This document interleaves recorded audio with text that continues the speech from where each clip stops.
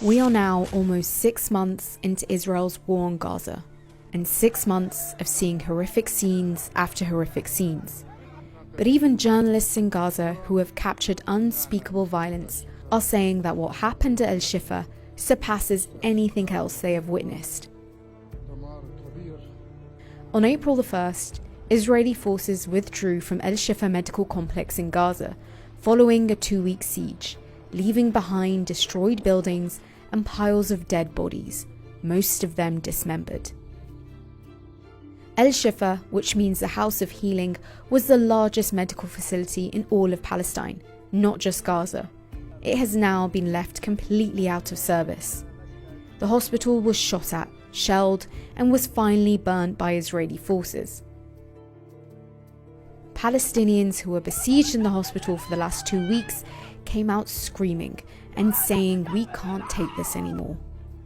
Some said they spent days without food or water, and the Israeli army's bombardment and shooting was constant. People were shot at and attacked.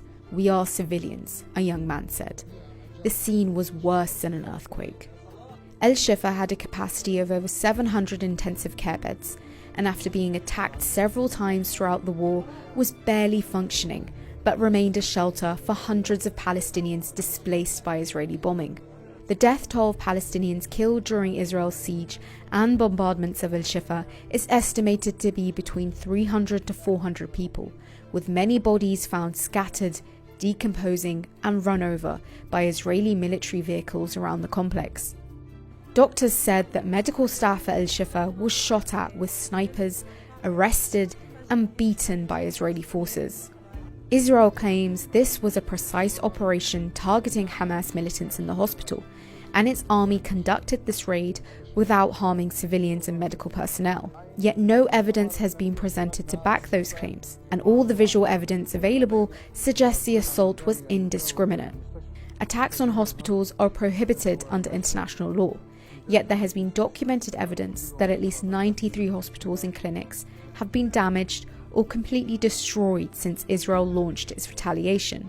And since November, Israeli officials have been inciting against Shifa Hospital, claiming it was being used for military purposes without providing concrete evidence. During the siege, Israeli forces shot at Palestinian civilians and burnt buildings. Young journalist Bayan was able to escape her home near Shifa Hospital days before Israel's withdrawal. Her brother was killed by Israeli forces during the siege.